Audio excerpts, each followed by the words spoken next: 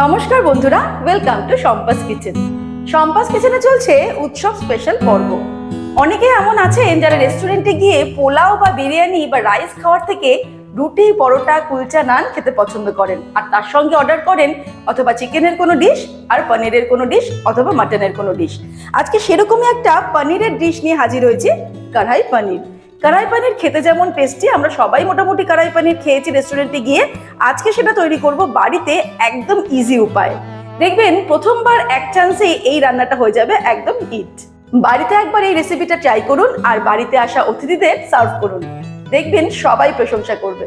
আজকের রেসিপিটা ভালো লাগলে লাইক করতে আর শেয়ার করতে ভুলবেন না। আর এরকমই দারুণ দারুণ রেসিপির আপডেট পাওয়ার জন্য সম্পাস কিচেন চ্যানেলটিকে সাবস্ক্রাইব করে নিন। তাহলে চলুন ঝটপট শুরু করি। কড়াই পনির তৈরি করার জন্য আমাদের সবার প্রথম যে স্টেপটা করতে হবে সেটা হচ্ছে কড়াই মশলা তৈরি। তার জন্য আমি ওভেনটাকে অন করে দেব আর একটা কড়াই বসিয়ে নেব, কারণ আমাদের কিছু মশলা ড্রাই রোস্ট করতে হবে। কড়াইটা ভালো মতো গরম হয়ে গেলে ফ্লেমটাকে আমাদের একদম লোতে করে দিতে হবে। তারপর প্রথমেই যেটা দিয়ে দেবো সেটা হচ্ছে শুকনো লঙ্কা। গোটা 5 শুকনো লঙ্কা দিয়ে দিলাম। 1 টেবিল স্পুন দিয়ে দিচ্ছি গোটা ধনে। ধনের সেম পরিমাণ দিয়ে দেবো গোলমরিচ।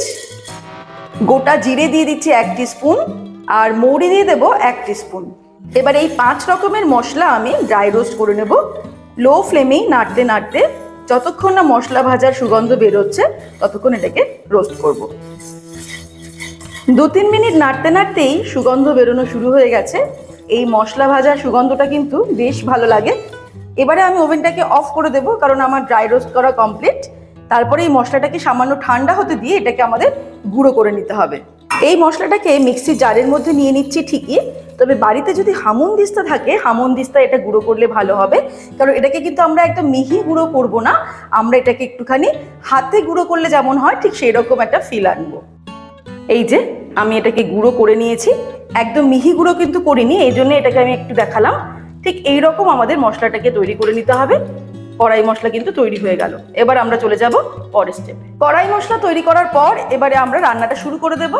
আমাদের প্রিপারেশন তেমন আর কিছু বাকি নেই। এবারে কড়াই বসিয়ে দিয়েছি, তার মধ্যে দিয়ে দেবো সাদা তেল। অ্যাকচুয়ালি রেস্টুরেন্টে কিন্তু এই রেসিপিটা পুরোটাই ঘি বা পুরোটাই বাটারে করে, তবে আমরা নিশ্চয়ই চেষ্টা করবো যে পুরো ঘি বা বাটারটাকে অ্যাভয়েড করে আমরা কিছুটা বাটার, কিছুটা তেল আর কিছুটা ঘি মিশিয়ে করব। প্রথমে আমি একটু তেল দিয়ে নিলাম, এবারে অ্যাড করব ঘি। 2 টেবিল স্পুন তেল দিয়েছি, তার সঙ্গে আমি 1 টেবিল স্পুন ঘি দিয়ে দিলাম। তাহলে ঘিয়ের ফ্লেভারটাও আসলো আর পুরোটা ঘিও আমাদের ব্যবহার করতে হলো না। ভালো মতো গরম হতে দেব। ফ্লেমটাকে মিডিয়াম টু লোতে করে দিয়ে দিচ্ছি 1/2 টিস্পুন গোটা জিরে।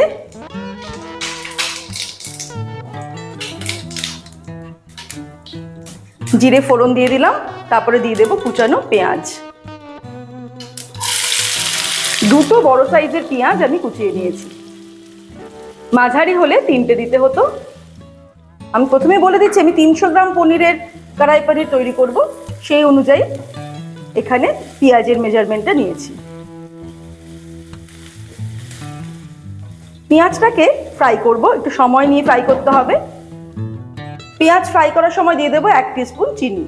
এই চিনিটা ব্যবহার করলে কালারটাও যেমন ভালো হবে, স্বাদটাও কিন্তু ব্যালেন্স হবে, তাই এই সময়েই চিনিটা দিয়ে দেব।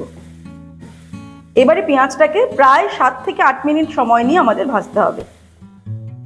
এই কড়াই পনির বা কড়াই চিকেন যেমন আমার বেসিক্যালি রুটি, মানে তন্দুরি রুটি, রুমালি রুটি অথবা পরোটা, কুলচা, নান এগুলোর সঙ্গে খেতে বেশি ভালো লাগে। আর অনেকে আছে আবার পোলাওয়ের সঙ্গেও খেতে পছন্দ করে। যেমন আমাদের যখন বন্ধুরা মিলে বেরোই, পনিরের যদি কড়াই পনির অর্ডার করি তখন এরকম একটা তর্ক বিতর্ক লেগে যায়। তাই তোমরা কিন্তু আমাকে জানিও যে এই কড়াই পনির রেসিপিটা তোমাদের কিসের সঙ্গে খেতে বেশি ভালো লাগে, মানে কোনো পোলাও বা রাইসের আইটেমের সঙ্গে, নাকি আমার মতো রুটি, পরোটা, কুলচা, নান এগুলোর সঙ্গে। কারণ রেস্টুরেন্টে গেলে যদি আমরা কোনো সময় নিরামিষ মানে ভেজ কোনো আইটেম খাই, মানে অ্যাকচুয়ালি পনিরের কোনো আইটেম খাই, সেক্ষেত্রে কিন্তু এই কড়াই পনির একটা বেশ হট ফেভারিট আইটেম বলা যেতে পারে, যেটা আজকে আমরা তৈরি করছি। আর এইভাবে বাড়িতে তৈরি করো, দেখবে একদম রেস্টুরেন্টের মতো তৈরি হবে। আর যারা খাবে তারা আঙুল চেটে খাবে আর সবাই তোমার প্রশংসা করবে। প্রায় 7 মিনিট সময় নিয়ে পেঁয়াজটাকে ভাজলাম। এখন কিন্তু পেঁয়াজের কালারটাও চেঞ্জ হয়ে এসেছে অনেকটা, আর পেঁয়াজটা সফট হয়ে গেছে। এবারে এর মধ্যে দিয়ে দেবো আদা রসুন বাটা। যেমন 1 টেবিল স্পুন আমি আদা বাটা দিয়ে দিলাম, আর 1 টেবিল স্পুন দিয়ে দিচ্ছি রসুন বাটা। আদা রসুন দিয়ে আরো 3 মিনিট ফ্রাই করব। তাতে আদা রসুনের কাঁচা ফ্লেভারটা চলে যাবে।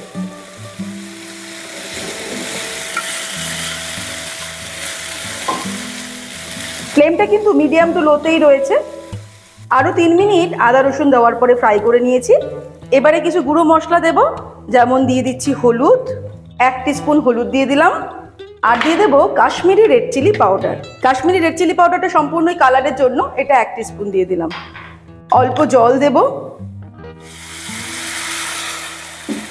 আর যে কড়াই মশলাটা তৈরি করে রেখেছি সেটা এখানে আমি 3 টিস্পুন দিয়ে দিচ্ছি।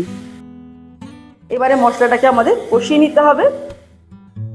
মশলা কষাতে কিন্তু মোটামুটি একটু সময় লাগবে, মিনিট 5 সময় লাগবে মশলাটা কষাতে। মশলাটার কালারটা কিন্তু খুব সুন্দর এসেছে, দেখতেই পাচ্ছ। 5 মিনিট মশলা কষাতেই মশলা থেকে তেল ছাড়তে শুরু করেছে, আর এটা কেমন কড়াই থেকে উঠে আসছে দেখো। এবারে আমি এর মধ্যে দিয়ে দেব টমেটো পেস্ট। 300 পনির, তাই 3টে টমেটো আমি পেস্ট করে নিয়েছি। এটা কিন্তু খেয়াল রাখতে হবে, এই রান্নাতে টমেটোর ভাগটা একটু বেশি লাগে। যেমন যদি 500 গ্রাম পনির হয় তাহলে 5টা টমেটো বা প্রায় 400 গ্রাম মতো টমেটো দিতে হবে। টমেটো দেওয়ার সঙ্গে সঙ্গে দিয়ে দেব নুন। এতক্ষণ আমি নুন দিইনি, 1 টিস্পুন নুন দিয়ে দিলাম। এবারে আমাদের বেশ কিছুক্ষণ সময় নিয়ে এটাকে কষাতে হবে। মশলাটাকে প্রায় 7-8 মিনিট সময় নিয়ে কষিয়ে নিয়েছি। এখন কিন্তু মশলা কষানো হয়ে গেছে। এবারে আমি এর মধ্যে জল দিয়ে দেবো। আমি কিন্তু একটু উষ্ণ গরম জল এর মধ্যে দিচ্ছি, ঠান্ডা জল দিচ্ছি না। 1.5 কাপ মতন জল দিলাম। এবারে ফ্লেমটাকে হাই করে দেব।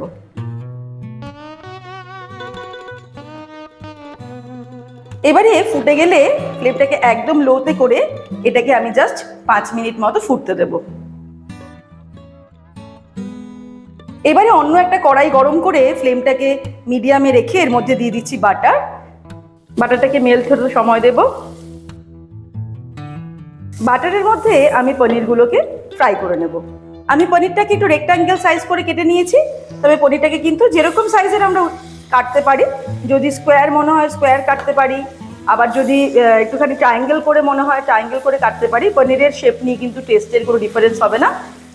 আর পনিরগুলো ভাজার সময় দিয়ে দেব সামান্য একটু নুন, এরকমভাবে ছড়িয়ে দেব। আর এই কড়াই মশলাও কিছুটা দিয়ে দেব। খুবই হালকা ফ্রাই করতে হবে, জাস্ট টস করার মতো। 1 থেকে 2 মিনিট।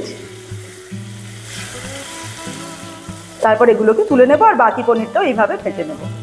পনির কিন্তু খুব বেশি ভাজার দরকার নেই, তাহলে পনিরটা শক্ত হয়ে যাবে। একটু সফট থাকলেই ভালো লাগবে খেতে, যেমন রেস্টুরেন্টের পনিরটা একদম সফট থাকে।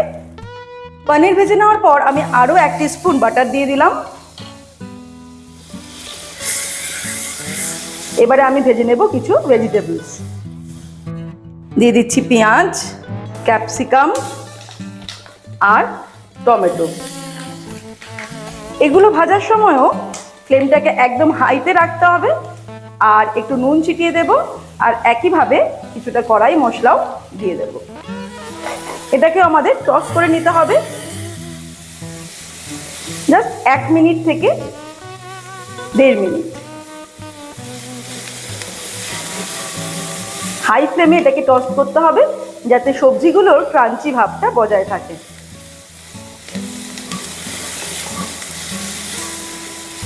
ব্যাস, আমি ওভেনটাকে অফ করে দেব। গ্রেভিটা এদিকে ফুটে গেছে, দেখো গ্রেভি থেকে কিন্তু তেল ছেড়ে দিয়েছে অলরেডি।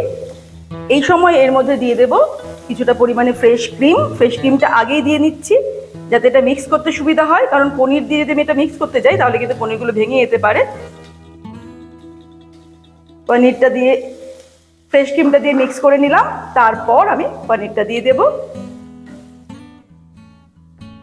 আর একদম ফাইনালি ভেজে রাখা সবজিগুলো এর মধ্যে দিয়ে দেব, আর ফ্লেমটাকে আমি হাই করে দেব। দেখো দেখতে যেরকম অসাম লাগছে, টেস্টটাও কিন্তু অসাম হবে। এই পনির ভাজার তেলটাও এর মধ্যে দিয়ে দিচ্ছি। কড়াই পনির কিন্তু খুব বেশি গ্রেভি হবে না, এরকম একটু মাখা মাখাই থাকবে। এখন যতটা মনে হচ্ছে এটা ঠান্ডা হলে আরেকটু ঘন হয়ে যাবে। হাই ফ্লেমে এবারে আমরা এটাকে 1 থেকে 2 মিনিট ফুটিয়ে নেব। ফাইনালি এর মধ্যে দিয়ে দেব আরও 1 টিস্পুন কড়াই মশলা। এই মশলাটার ফ্লেভারটা কিন্তু খুব সুন্দর আসবে। আর ফ্রেশ ধনেপাতা কুচানো 1 মুঠো দিয়ে একবার জাস্ট একটু নেড়ে দিচ্ছি। তারপর আমরা ওভেনটাকে বন্ধ করে দেব। ব্যাস তৈরি হয়ে গেল দারুণ টেস্টি একদম রেস্টুরেন্টের মতন কড়াই পনির।